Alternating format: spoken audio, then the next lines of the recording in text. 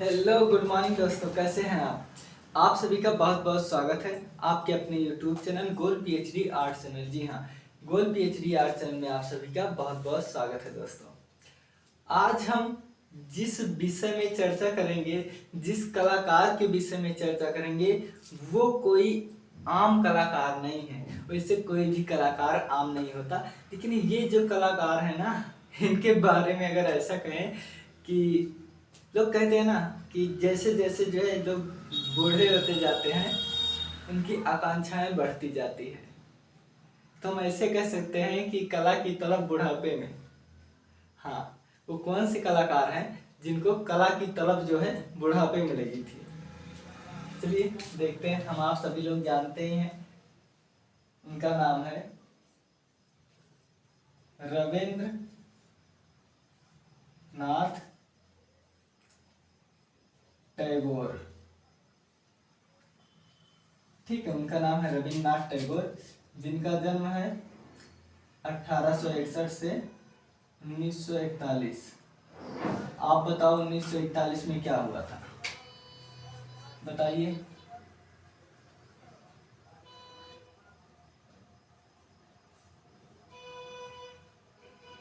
रविन्द्रनाथ, बताओ 1941 में क्या हुआ था। अरे भाई, आप लोग मुझे भी बता दिया करो थोड़ा थोड़ा।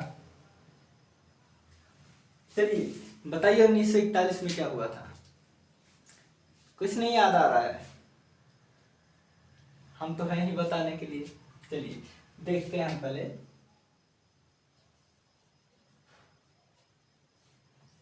कला की तलब बुढ़ापे में। ठीक है, कला की तलब बुढ़ापे में। देखिए, विश्व प्रसिद्ध कवि कौन? विश्व प्रसिद्ध कवि, ये कवि के रूप में अधिक प्रसिद्ध है। चलिए हम देखते हैं, विश्व प्रसिद्ध कवि जिनका नाम है रविन्द्रनाथ टैगोर। चाहे आप ऐसे लिख लीजिएगा, चाहे आप ऐसे लिख लीजिएगा, सब ठीक है। ठीक है, आपको जो अच्छा लगे वैसे आप लिख लीजिएगा। ठीक है, देखिए, विश्व प्रसिद्ध कवि रविन्द्रनाथ टैगोर जी का जन्म कब हुआ था? 1861 में। कहाँ? जोड़ा साकू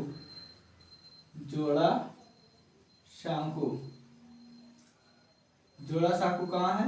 पश्चिम बंगाल। ठीक है, देखिए, पश्चिम बंगाल, कहीं कहीं कर्नाटक भी होता है। ठीक है, ये जब बट गया था तभी का है। ठीक है, देखिए,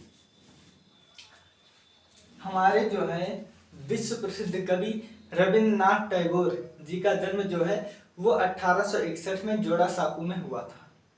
अभी हम ये बताएंगे। देखिए, जैसे भी मैं ये डेट देखता हूँ ना, मेरा दिमाग ऐसे ऐसे गोल गोल घूमने लगता कि इसमें क्या हुआ था, किसी का जन्म तो नहीं हुआ था।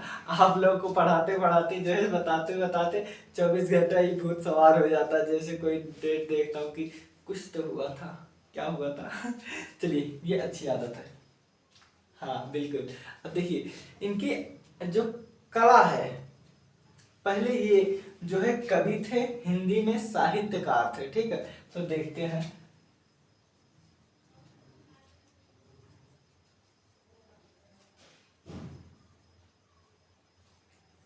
बचपन से आप कला नहीं, बचपन से आप हिंदी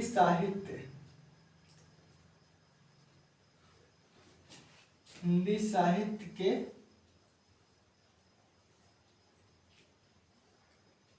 दुनिया में बेजोड़ थे। ठीक है, हिंदी साहित्य के दुनिया में ये बहुत बेजोड़ थे, बहुत प्रवीण थे।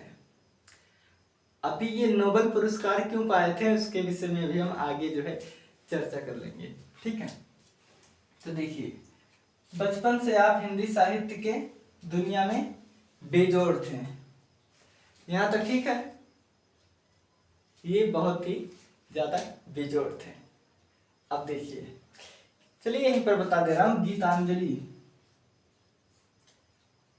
क्या,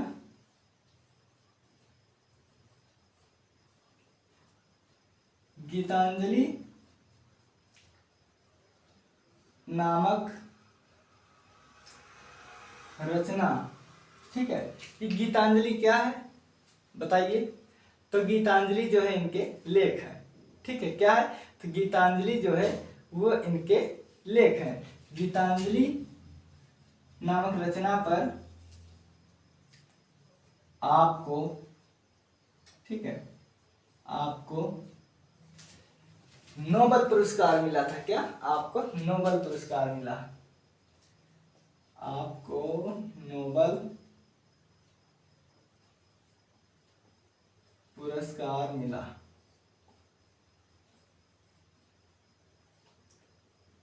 जिसकी गूंज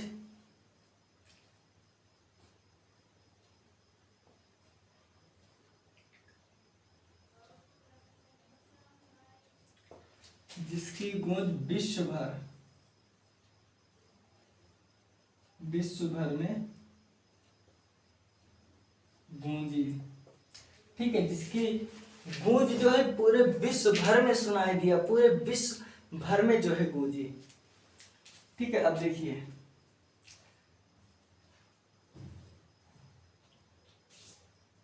67वें साल उम्र होने पर या होने के बाद, ठीक है, के बाद आपको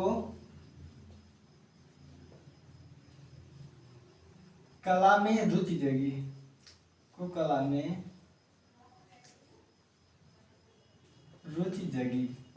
ठीक है, देखिए, उम्र के 67वें साल, कब? 67वें साल, जब लोग जो है अपने जिंदगी से तंग आ जाते हैं, उलझनों से थक जाते हैं, परेशान हो जाते हैं, वो खटिया रख लेते हैं। हाँ, वो अपने जिंदगी से बहुत ऊब चुके होते हैं। उस उम्र में हमारे रविंद्रनाथ टैगोर जी ने अपना ब्रश उठाया और कला करना उन्होंने शुरू किया। पहले तो आप जो है उंगली से करते थे। ठीक है, पहले आप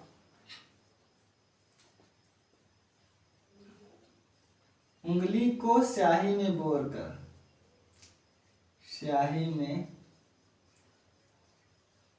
बोरकर या डालकर, ये बोरकर जो है एक गांव की भाषा है। ठीक है, में डालकर। ठीक है, ये जो उंगली है, इस उंगली को पहले भी जो है स्याही में डालकर फिर ऐसे ऐसे चित्र बनाते थे। लेकिन बाद में देखिए, पहले आप उंगली को स्याही में डालकर चित्र बनाते थे, फिर तूलिका से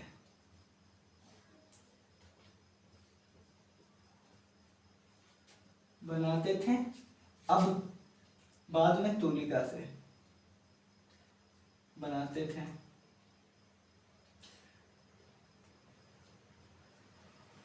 अब तूलिका से, यानी देखिए, पहले का क्या मतलब? पहले का मतलब ये नहीं कि ये पहले एक बार जो है ब्रश से, हाथ से बनाते थे, फिर उसके बाद जो है तूलिका से, ब्रश से नहीं। मतलब कुछ दिनों तक ये शुरुआत में जो है अपने हाथों से, ब्रश से नहीं बनाते, अपने उंगलियों से बनाते थे। फिर जब उसमें बना लिए, तब इन्होंने ब्रश पकड़ के ब्रश से बनाए। बस ये चीज है, आप ये मत सोच रहे पहले एक बार उंगली से बनाते थे, फिर उसके ऊपर ब्रश चलाते थे, ऐसा मत सोचना। ठीक है, तो अब तूलिका से बनाने लगे थे। ठीक है, अब तूलिका से बनाने लगे थे। मैं अब इसीलिए लिख दे रहा हूं कि कुछ समय पश्चात। ठीक है, इनके जो चित्र थे ना, बच्चों जैसे थे। हाँ, ये जो 5वीं 6वीं में बच्चे पढ़ते हैं ना, इनसे रविन्द्रनाथ टैगोर जी से अच्छे चित्र बनाएंगे। उसी विषय में जो है कहा गया है कि नॉट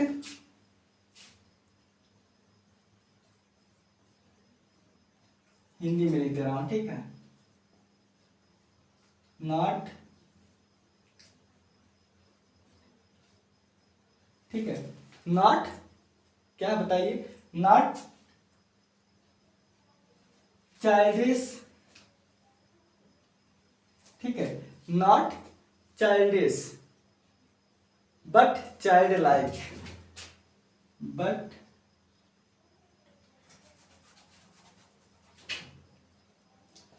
नॉट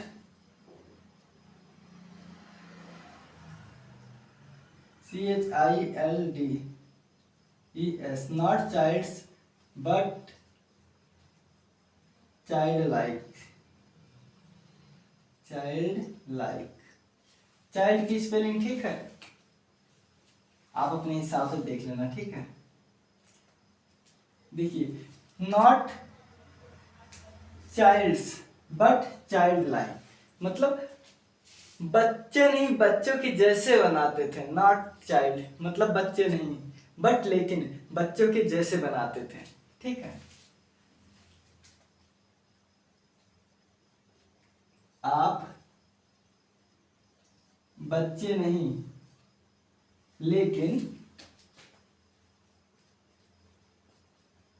लेकिन बच्चे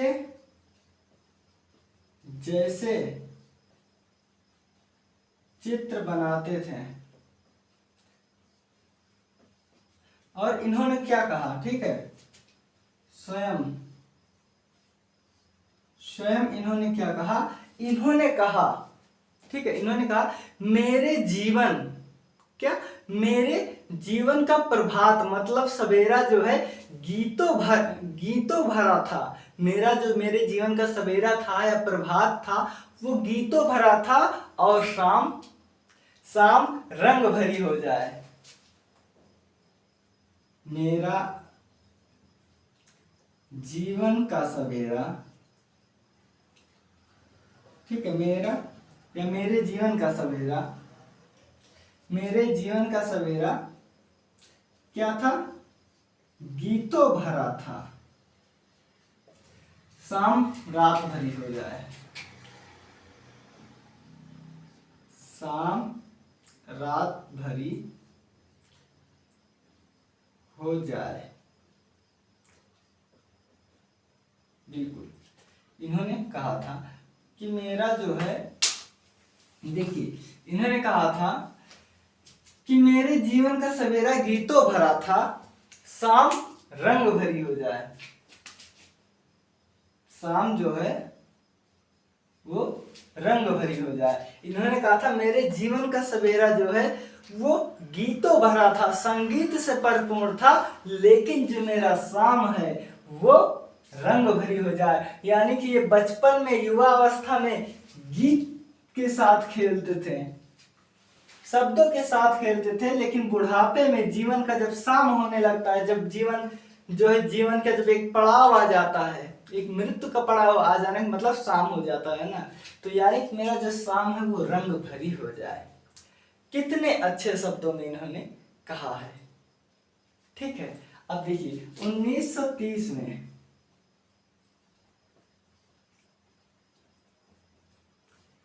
आपकी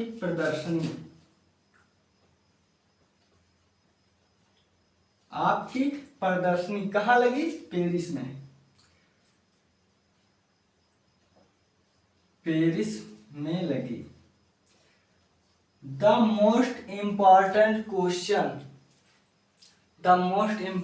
क्वेश्चन ऑफ दिस टॉपिक, या रविन्द्रनाथ टैगोर से के जीवन से ये बहुत बहुचर्चित प्रश्न है, जो आता ही आता है। एक साल नहीं तो दूसरे नहीं, तीसरे साल जरूर पूछता है ये चीज, तो आप इसे याद कर लीजिएगा। इसके अलावा जो है लंदन,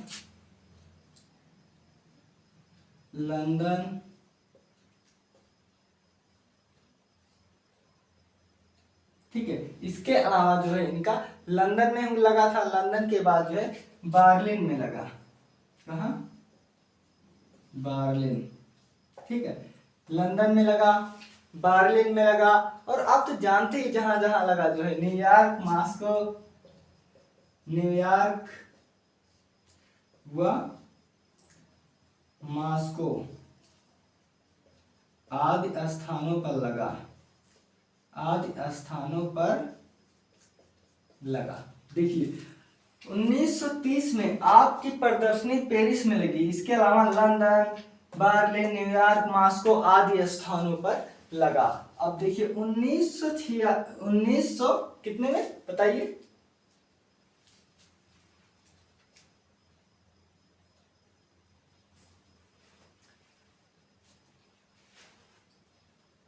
बताइए 1900 कितने में? 1946 में। मैं 1 मिनट सोच में पड़ गया। चलिए देखिए 1946 में यूनेस्को की आयोजित, मतलब यूनेस्को ने जो है आयोजित किया था कि अंतरराष्ट्रीय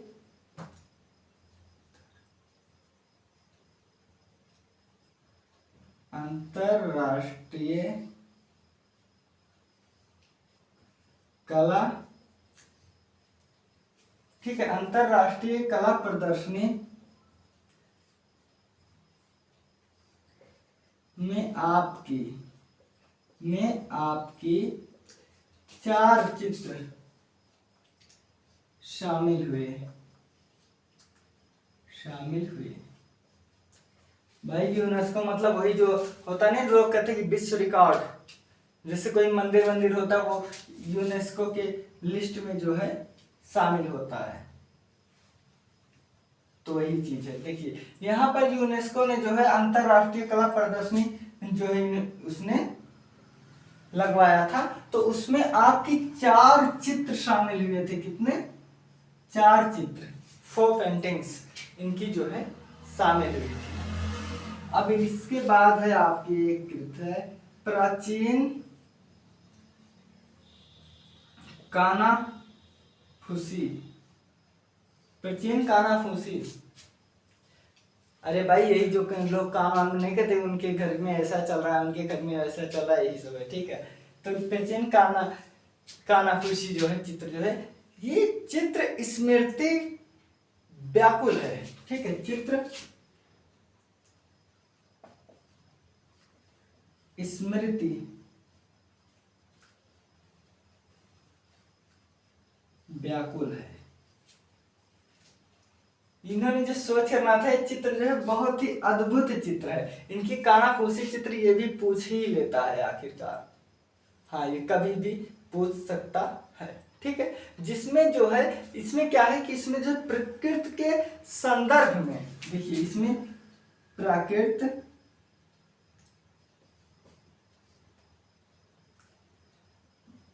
प्रकृति के संदर्भ,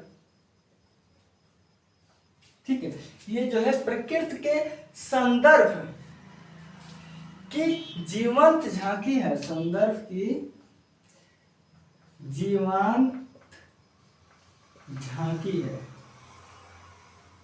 जी हाँ, ये प्रकृति के जो है संदर्भ में जीवंत झांकी है। अब देख लेते हैं मृत्यु। तो मृत्यु जो है 41 में हुई थी, 1941 में मृत्यु हो गई, ठीक है। आपकी मृत्यु कब हुई? तो ये हो गई, ठीक है। देखिए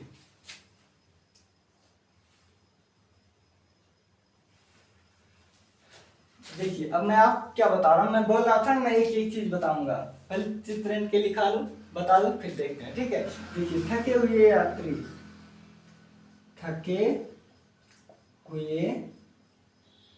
यात्री प्राचीन कानाफूसी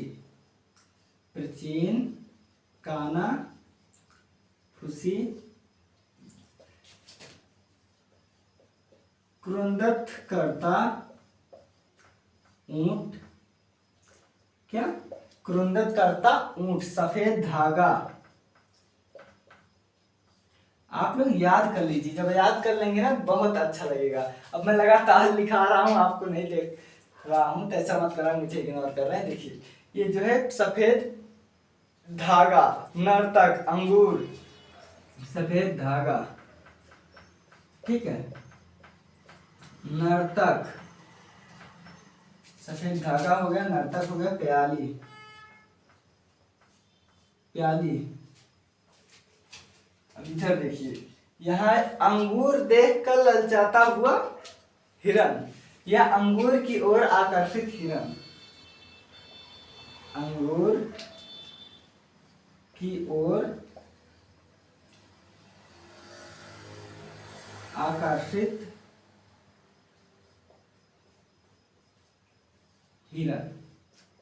अरे भाई, अब चाहे ललचाता हुआ कहो, चाहे आकर्षित हुआ, आप भी कुछ भी कह दो। उसके बाद लाफिंग फेज, लाफिंग फेस मतलब हंसता हुआ चेहरा, ठीक है। इसके बाद है ट्रीज, लो मैं इंग्लिश में लिख दे रहा हूं, ठीक है। ट्रीज मतलब पेड़, ट्रीज आदि हैं, ठीक है, ट्रीज आदि हैं।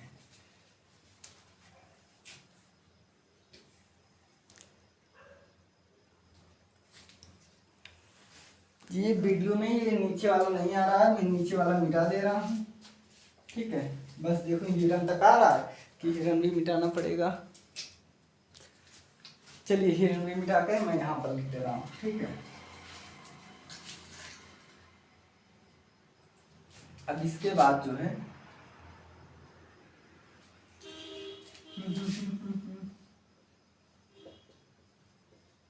अंगूर की ओर आकर्षित हिरन, लाफिंग फेस, ठीक है। लाफिंग फेस हो गया, और क्या बचा, लाफिंग फेस हो गया, हिरन की ओर हो गया, और ट्रीज है, ट्री माने पेड़ वाला, ठीक है, ट्रीज। बस जो नीचे नहीं आ रहा था वो ऊपर आ गया, ठीक है दोस्तों। चलिए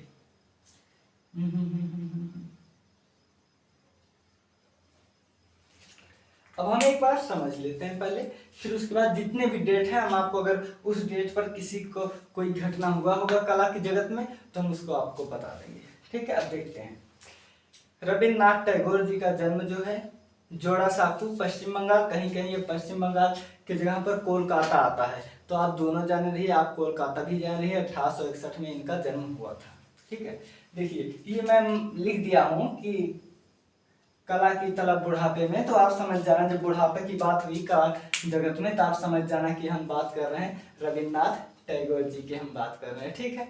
अब देखिए, उम्र के बचपन में आप हिंदी साहित्य की दुनिया में बेजोड़ थे, और गीतांजलि नामक रचना के लिए, ठीक है, गीतांजलि नामक रचना पर आपको नोबेल पुरस्कार मिला था। कौन सा? नोबेल पुरस्कार मिला, जिसकी गूंज विश्व भर में गूंजी, ये विश्व प्रसिद्ध है, ठीक है, ये विश्व प्रसिद्ध है, पूरा विश्व जो है इनके बारे में जानता है। इसके बाद देखिए 67वें वर्ष, ठीक है, 67वें वर्ष में जो है कला का भूत चढ़ा इनके ऊपर। ये देखिए 67वें वर्ष की उम्र होने के बाद आपको कला में रुचि जगी। अब यूं मान लो कि जब ये 67 वर्ष के हो गए तो इनके भूत सवार हो गए बुढ़ापा में कि ना ही अब हम एक करो। तो जब इरादा पक्का होता है तो उम्र कोई भी हो, ठीक है। तो देखिए 67वें साल उम्र होने पर आपको जो है कला की तलब लगी, आपको कला में रुचि जगी।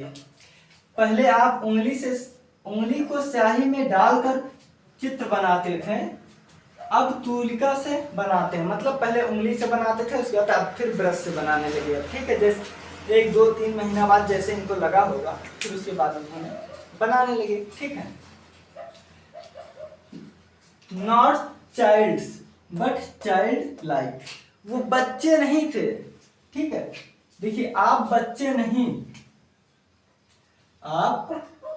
नहीं लेकिन बच्चे जैसे चित्र बनाते थे, बिल्कुल, ये बच्चा नहीं थे भाई 67वें वर्ष में इन्हें भूत चढ़ा था कला का। तो ये बच्चे नहीं थे, लेकिन ये बच्चे जैसे चित्र बनाते थे। Not child but child like, not childs but child like. तो देखिए, आप बच्चे नहीं लेकिन बच्चे जैसे चित्र बनाते थे। स्वयं मतलब इन्होंने स्वयं कहा कि मेरे जीवन का सवेरा गीतों भरा था। चाहे सवेरा यहाँ पर मिलेगा आपको, चाहे प्रभात, तो बात एक ही हुआ कि मेरे जीवन का जो सवेरा था, जो प्रभात था, वो गीतों भरा था, शाम रंग भरी हो जाए। बिल्कुल, देखो सुबह होता है, सूर्य भगवान उदय होता है, जब सूर्य का लाल रहता है, फिर धूप होती है दोपहर में, फिर उसके बाद जो है दोपहर के बाद 3-4 बजे से जो है एकदम आप कहीं भी आ जा सकते हो। यानी कि देखो 3 पड़ा हुआ, पहला तो सूर्य का उदय हुआ, फिर अपने चरमोत्कर्ष पर हुआ, मतलब पूरे जवानी पर हुए, फिर उसके बाद उनका बुढ़ापा आ गया, यानी कि सूर्य अस्त की तरफ गए। तो वही चीज देखिए कहा है कि जीवन का सवेरा मतलब जो शुरुआत इनका जीवन था, जब बचपन स्टार्ट हो रहा था, जवानी जब आ रही थी, तब इन्होंने जो है इनकी रुचि जो है थी साहित्य जगत में, कविता वविता लिखने में इनकी रुचि थी। लेकिन जैसे बूढ़ा होने लगे, जब इनको 67वें वर्ष में जो है उम्र के 67वें वर्ष में इनको जब भूत चढ़ा जो है कला का, ठीक है। तो वही है कि मेरे जीवन का सवेरा रातों भरा था, शाम रंग भरी हो जाए। कितनी अच्छी बात बोले हैं, वाह वाह। देखिए 1930 में आपकी प्रदर्शनी पेरिस में लगी। मैं फिर बता रहा हूं कि ये बहुत इंपॉर्टेंट है, IMP, ठीक है, ये बहुत इंपॉर्टेंट है। लंदन, बर्लिन, न्यूयॉर्क, मॉस्को आदि स्थानों पर इनके जो है प्रदर्शनी लगे थे। इसके अलावा 1946, एक बात आप यहाँ देख रहे होंगे, 1941 यानी कि मृत्यु के बाद इनकी जो है यूनेस्को में इनकी कला में जो है 4 चित्र जो है, ठीक है। देखिए अंतरराष्ट्रीय कला प्रदर्शनी में आपके 4 चित्र शामिल हुए। अब देखिए जैसे आजकल भी पिकासो के पेंटिंग बिक रहे हैं, लियोनार्डो विंची के पेंटिंग बिक रहे हैं ना, तो ऐसे ही यानी कि इनके मृत्यु के बाद इनकी जो 4 चित्रों की प्रदर्शनी लगी थी, कहां पर, तो यूनेस्को द्वारा आयोजित अंतरराष्ट्रीय कला प्रदर्शनी में। उसका प्राचीन कानाफूसी चित्र स्मृति व्याकुल है, प्रकृति के संदर्भ की जीवांत झांकी है, ठीक है, जीवांत झांकी है। मृत्यु जो है 1941 में हो गई। चित्र जो है आपके थके हुए यात्री, प्राचीन कानाफूसी, कुदरत करता ऊंट, यानी को जो ऐसे नहीं कहते हैं यही, ठीक है, सफेद धागा, नर्तक, प्याली, इसके बाद अंगूर की ओर आकर्षित खिलन, लाफिंग फेस, ट्रेन, ये इनके जो है चित्र हैं, ठीक है। यहां तक समझ में आ गया। अब मैं बता दूं, देखिए 1861, कहीं मिटा दूं थोड़ा सा, ऐसे बता दे रहा हूं, ठीक है।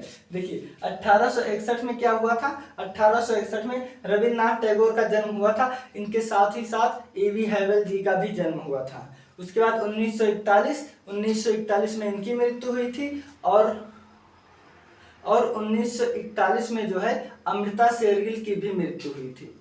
यहां तक ठीक है। अब देखिए 1930 में क्या हुआ था, किसकी हुई थी, देखिए 1925 में जो है, ठीक है, 1925 में आपकी तैर मेहता की हुई थी। 30 में हमारे समझ से अभी तो किसी की याद नहीं आ रहा है। उसके बाद 41 में हो गया, ठीक है दोस्तों। तो आप देखिए कल इसके पहले वाले वीडियो में मैं आपको 20 कलाकारों की जो है जीवनी बताया था। कल मैं एक वीडियो बनाऊंगा, उसमें आपको कम से कम 50 कलाकारों की मैं जन्म ही लिखा दूंगा, ठीक है दोस्तों। तो अब चिंता मत कीजिए, आप इनकी जो कला की तलब लगी बुढ़ापे में रविन्द्रनाथ टैगोर जी के, इन सब वाक्यों को आप लिख लीजिए, ये सब जो मैं लिखा हुआ हूँ लिख लीजिए, पढ़ लीजिए, समझ लीजिए, ठीक है दोस्तों। मिलते हैं अगले वीडियो में, आप लोग अपना ख्याल रखना। जय हिंद, टेक केयर दोस्तों।